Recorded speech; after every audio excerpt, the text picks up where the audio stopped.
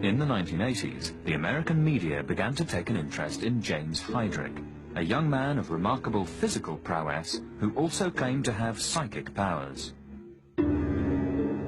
Heydrich could apparently make a pencil spin without touching it, make a dollar bill turn on a pin under an upturned fish tank, or riffle the pages of a telephone directory. Danny Coram, a professional magician turned investigative journalist, was suspicious. He persuaded Heydrich to take part in a TV documentary. He fooled millions of people here in this country, and then scientists. Scientists took him into the University of Utah. Heydrich had built up a cult-like following in Salt Lake City, with a peculiar mix of martial arts and the paranormal. He would astonish his young students by seeming to make heavy punch bags in his gym swing without touching them. It only worked at a certain time of day.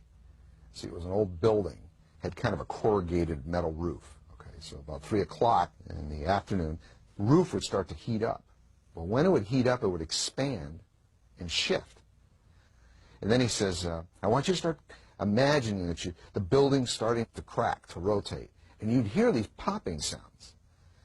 And then because the roof is, expanding, it would cause the gym bags, which were suspended from the ceiling, to start to sway.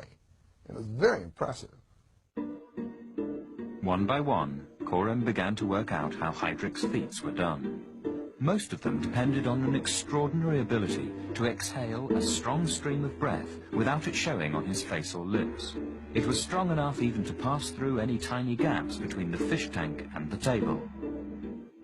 He had developed the page-turning effect while serving a prison sentence, using the Bible to impress fellow inmates.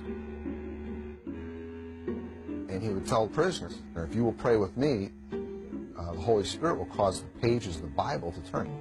And he would actually blow on the pages. And a lot of times he'd let the inmate think that they were causing the pages to turn. Heydrich became confused when he saw Coram replicating his own psychic phenomena, and even thought that Coram might have genuine powers. The toughest part, though, was exposing the tricks without causing him to become hostile, because he was a very dangerous individual. Realizing that he had been found out, Heydrich agreed to make a full confession on camera. I'm not going like that, because that can be seen. I am taking air from inside and causing it to come out in a way to where nothing here shows. My whole idea behind this in the first place was to see how dumb America was, how dumb the world is.